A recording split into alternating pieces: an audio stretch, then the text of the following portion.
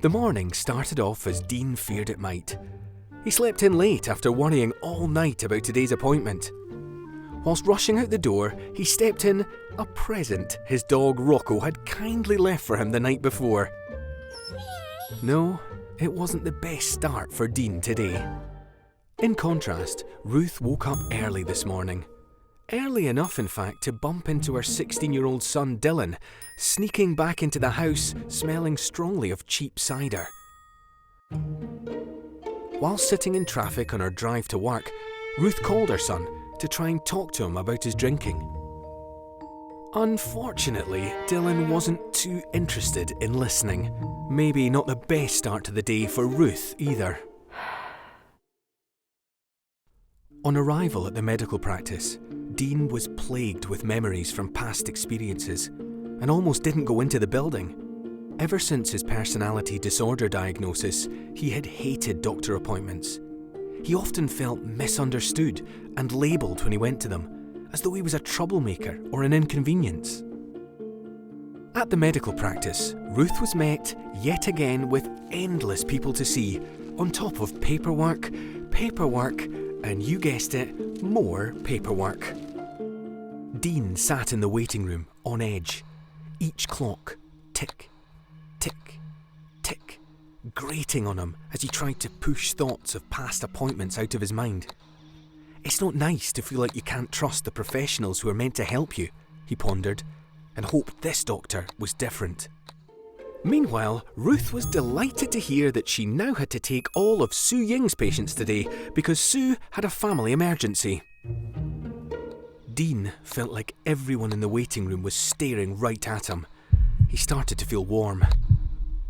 Why were they all talking so loudly?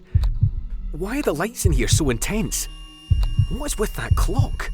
He was just about to get up and leave when... Dean Smith? As Ruth opened her notes to prepare for her next meeting, an email flashed up with test results for another patient. That will be tough news to break later today, Ruth thought to herself, and sighed. When Dean entered the room, Dr. Ruth Gray barely looked up from her screen, and Dean wondered how soon it would be this time before his diagnosis was mentioned. Ruth gestured toward a seat and watched and winced as Dean took his time to cross the room looking at his phone.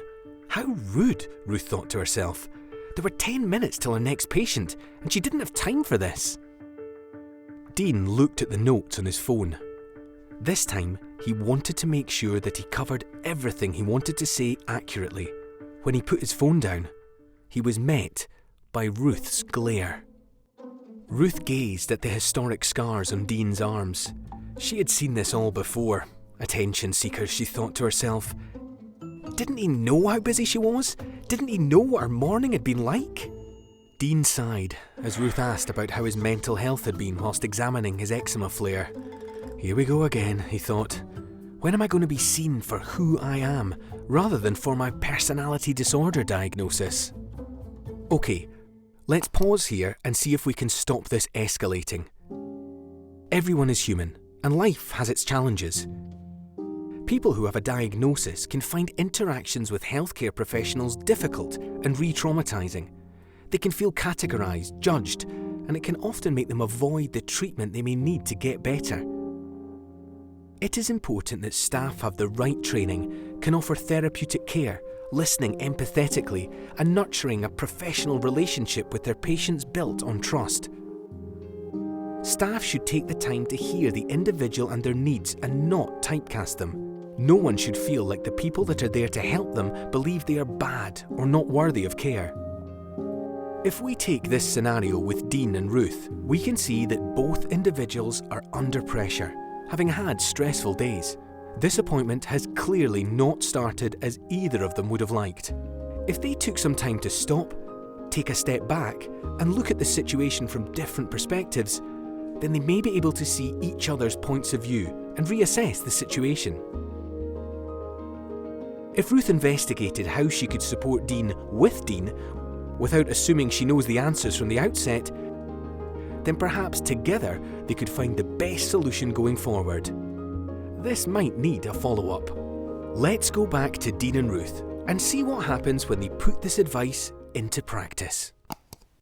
When Ruth noticed the anger creep across Dean's face, she took a step back from the situation.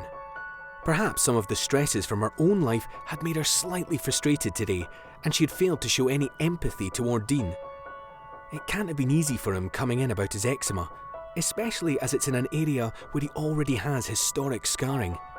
He was right to be a little annoyed at her lack of tact.